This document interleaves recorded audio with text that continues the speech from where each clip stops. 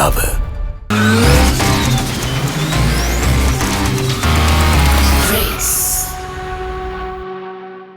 දුව ටික දවසකට මෙහි නතර වෙන්න. අනේ ඒක හරි නෑ නේද ආන්ටි. මං අම්මට තාත්තටයි කියන්න. ඒ ගැන බය වෙන්න එපා. මං දේශිත අයියට තාමත් ආදරෙයි. ඒ වුණාට එයාට බලපෑම් කරලා යව මගේ පැත්තට නම්ම ගන්න මම කැමති නෑ ආන්ටි. ඔව්. මට ඔයා කියන දේ තේරෙනවා. දේශිත අයියා මට ආදරේ කළේ නැතත් කමක් නෑ. හැබැයි එයාගේ ජීවිතේ විනාශ වෙන්නේ නැති වෙන්න මං ආන්ටිට කරන්න පුළුවන් උදව්වක් කරන්න. thank you පුතා. දේශිතට අපි බල කරන්න ඕනේ නැහැ. කාලයක් යනකොට එයාටම තේරුම් ගන්න පුළුවන් වෙයි. මං කරන්න පුළුවන් උදව්වක් කරන්නම් ආන්ටි.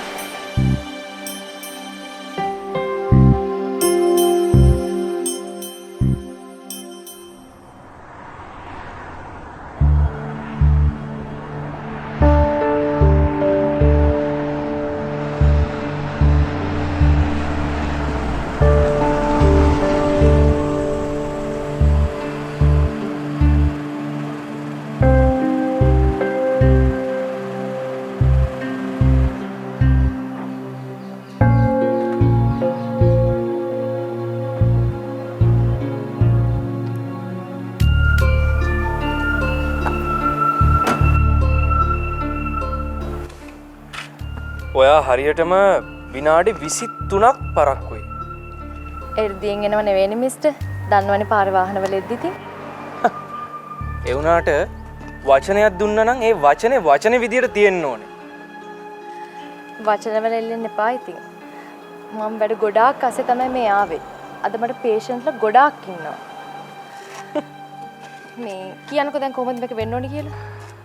ඔය අහිංසක මිනිස්සුන්ට දුම්හට්ටි අල්ලලා කසාය පොවලා පැණි පොවලා ඒ මිනිස්සුන්ගේ ජීවිත එක්ක සෙල්ලම් කරන්න එපා.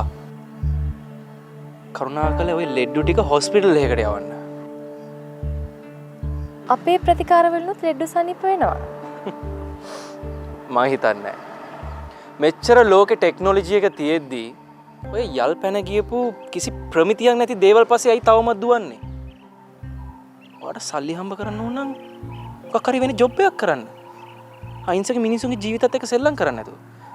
එහෙම නැත්නම් ඔයාට ડોක්ටර් කෙනෙක් වෙන්න ඕන නම් මේ අපි වගේ හරියට ඉගෙනගෙන නිසියාකාරව වෙන්න. ඔයා ડોක්ටර් කෙනෙක්ද?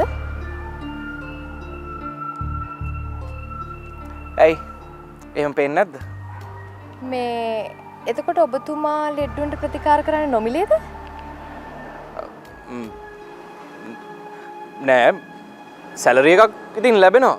නැතුව බෑනේ. හැබැයි අපි අපේ රෝගීකින් 7-5ක්වත් අය කරන්නේ නැහැ. අනිත් එක යාළගෙන් 99%කටත් වඩා වැඩි ප්‍රසන්ටේජ් එකක් හොඳටම සුව වෙලා තමයි ගෙදර යන්නේ. වැඩියක්ම ඔයාලගේ රෝහල් වලින් සුව කරන්න බෑ කියලා ගෙදර යපුවා. මං හිතන්නේ ඉම්පොසිබල්. මං එදත් කිව්වනේ වෙදකම මොන වගේ වුණත් ලෙඩා සනීප වෙනව නම් ඒක තමයි උතුම්. නව වැස්ලින් බොඩි ලෝෂන් සමට ස්වභාවයෙන්ම උරුම නිරෝගී බව සහ පැහැපත් බව රැකදේ. ඒක MBBSද පාරම්පරික වෙදූරුමේද කියන එක වැදගත් නැහැ. මට මගේ සල්ලි ලැබුණා නම් යන්න පුළුවන්.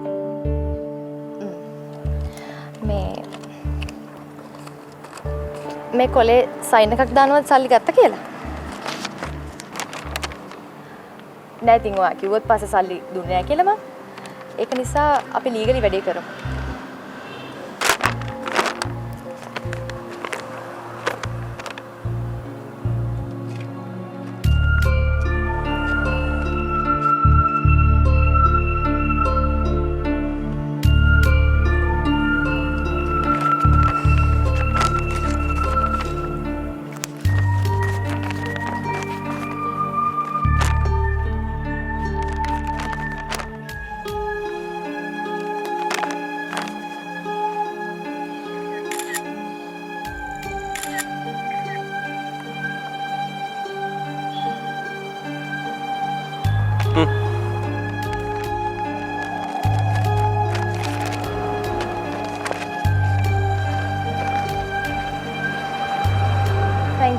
මෙන්න වගේ සල්ලි.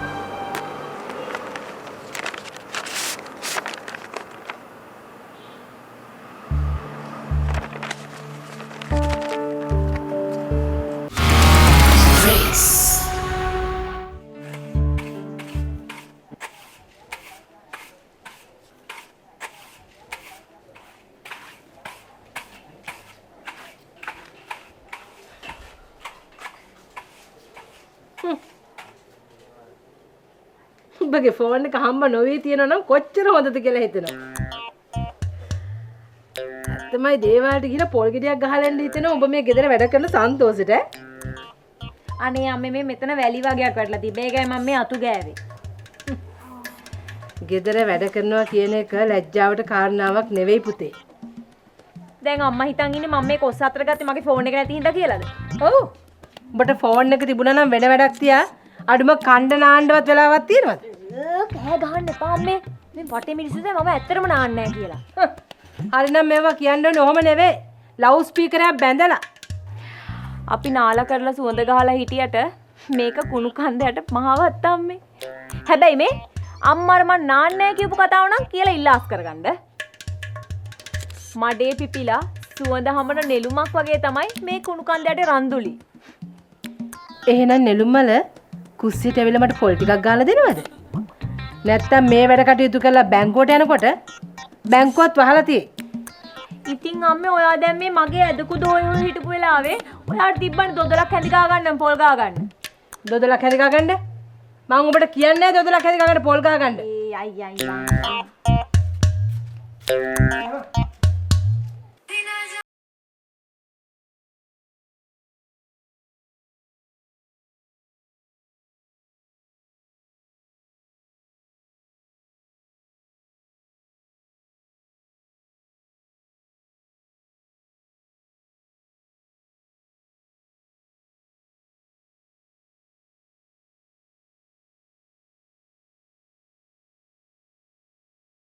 අකන්ද මහත්තයා අකන්ද මහත්තයෝ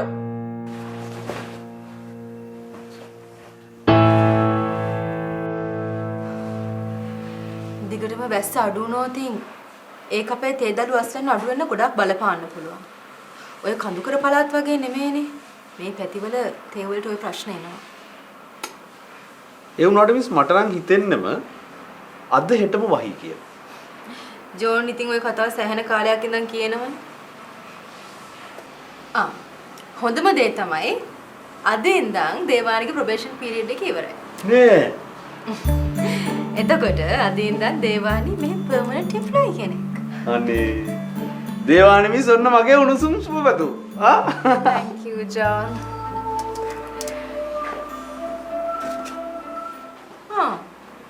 හරිම ෂෝ. දැන් 9ටත් ළඟයි. දැන් දෙන්නේ. නෑ මිස් පාරේ පොඩි බ්ලොක් එකක් තියෙනවා. මේ උවිදු. දැන් නම් හොඳටම ඇති.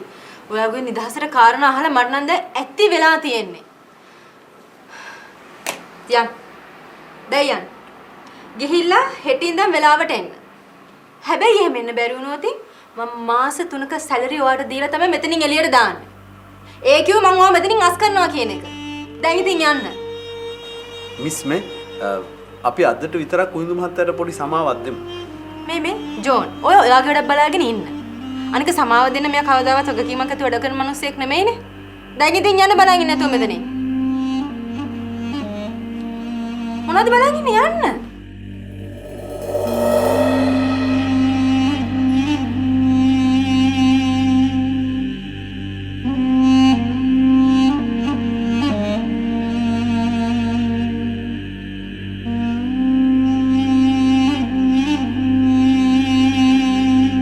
Dove conditioners වල ඇති moisture lock system තෙතමනය රඳවා සුසිනිඳු freeze protected කෙස් කලඹක් ලබා දෙයි. නෑ ඉස්සෙල්ලාම මං කියන දේ අහලා අර මං කිව්ව විදිහට දෙන්නේ කොතනට දාලා ඉන්න. ඔව් උන් අපේ හැම ගිල්ලම් පස්සේ අපි උන්ව ගිහලා වට කරමු. ඉවරයි. හා.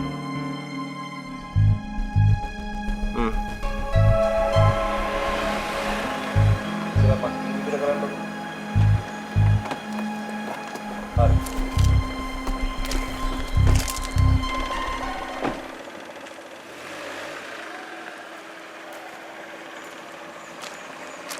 කවුද?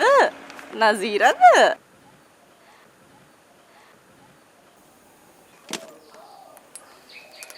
අම්මා ඇතුලේ ඇත්තේ ඇහෙන්නේ නේ මම ඔය අහන්න කියලා හිටියේ. ඔය රාධිකගේ තාත්තා ඔච්චර ලොකු බිස්නස්මන් කෙනෙක් වුණේ කොහොමද? මොකක්ද හලෝ ගහින් ගෙඩියෙන් වගේ අහ ප්‍රශ්නේ. බඩ මං අහන්නේ මේ දැන්. ඔයගොල්ලෝ එක්ක ගොඩක් ක්ලෝස් නේ. ඒකයි මම අහුවේ. මම ඇත්ත කියනවා. දැන් රාධික ගැන ඔච්චර අහන්නේ මොකක් ප්‍රශ්නයක් දාන්න නේ. මං අහපු දෙයට උත්තර දෙනවකෝ. ඉස්සෙල්ලා මං අහපු දෙයට උත්තර දෙන්නකෝ. එහෙම එකක් නැහැ. මම මේ ගැන හොයන්නේ ඔය මිනිස්සුන්ව නිතරම ආශ්‍රය කරනවා. ඒ නිසා ඒ මිනිස්සු ගැන දැනගෙන තියෙන එක හොඳයි ආරක්ෂාවට. නැත්තම් ඔයාට අම්මද කිව්වේ එහෙම හොයලා කියන්න කියලා. මොකද එයා හිතාගෙන ඉන්නේ එහෙමනේ. අයියේ මේ මං මේ මිනිස්සු ගැන ලොකුවට දේවල් දන්නෙත් නෑ මට හොයන්න ඕනෙත් නෑ. ඒ නිසා මගෙන් ඒ ගැන අහලා වැඩක් නෑ ඔයාට.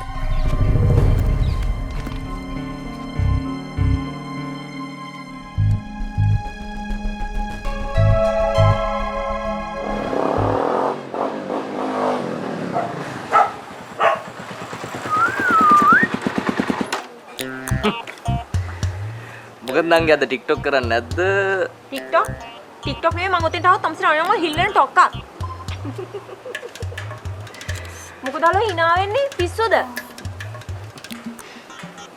මේ මම විසිල් එකක් ගහලා මේ වත්තින කොළ ටික මෙතන බස්සන්න කලින් ඔය දඩු මොරරත් අරගෙන හොඳ හිතින් යනවා යන මෙතනින්. නංගි මගේ අම්මත් මේ වත්තෙම ගෑණියෙක් තමයි හරි. කවුද ඔයගොල්ලන්ගේ අම්මා මාග්‍රට් අක්කද?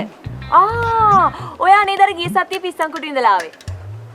නංගි මගේ අම්මගේ නම ශ්‍රීමති. ශ්‍රීමති. අනේ මේ මම දන්න ශ්‍රීමතියෙක් නෑ. හැබැයි දැන් මෙතන තියෙන ගල් ගෙඩියක් කරන් මං තම්සික ඔළුව කුඩු කරනවා. හරිද? මොකද නංගි ඔය කොච්චර සැර? ඈ මං හිතන්නේ මේ ඔයාගේ ෆෝන් එක නැති වෙච්ච ඉඳා ඔයා තරහින් නේද ඉන්නේ? ඔව් අයි පොඩ්ඩක් ඉන්න. ඔයා කොහමද දන්නේ මගේ ෆෝන් එක නෑ කියලා? පාරේ යද්දී සුපිරියටම අවසියෙන් දැන් මොකද්ද කිව්වේ?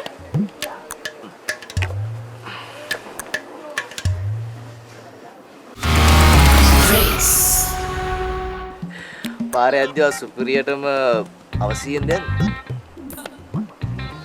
මොකද්ද කිව්වේ?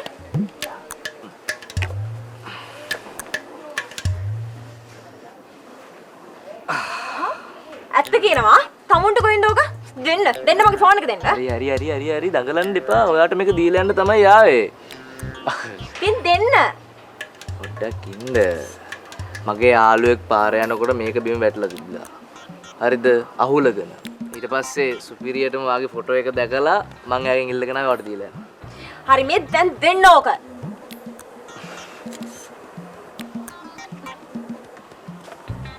දැන් මට කියන්නකෝ අගේ හොර යාළුවා කවුද කියලා. හැබැයි මේ මට ඕක වහුනොත් මම උගේ ඇහි ඉඳන් පට්ට ගහනවා. ඌ කොහොමද මගේ ෆෝන් එක හොරකම් කරන්නේ? මට හිතා ගන්න පුළුවන්. ඕගොල්ලෝ අනිත් අයගේ ෆෝන් හොරකම් කරලා විකුණනවානේ. ඉන්නකෝ මම මේකෙම පොලිසියට කෝල් කරනවා. පිස්සුදොයි. හරි. ඔව්.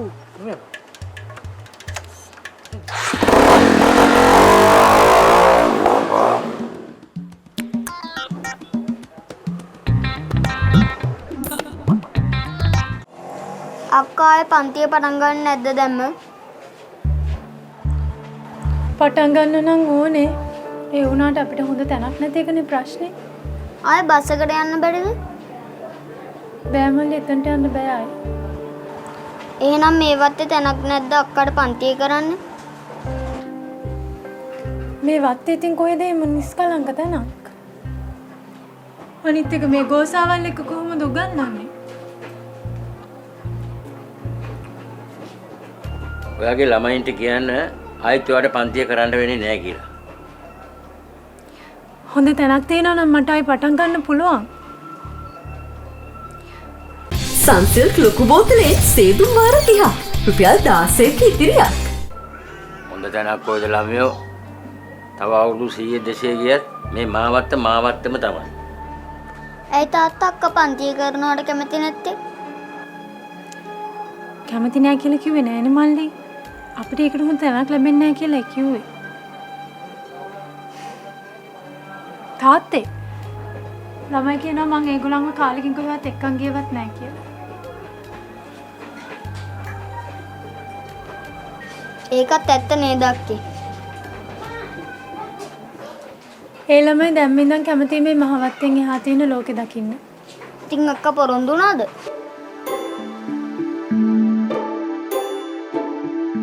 දිනපතා අලුත් වීඩියෝ සහ ප්‍රවෘත්ති නැරඹීමට ඉහත බටන් එක ක්ලික් කර සියත TV සබ්ස්ක්‍රයිබ් කරන්න.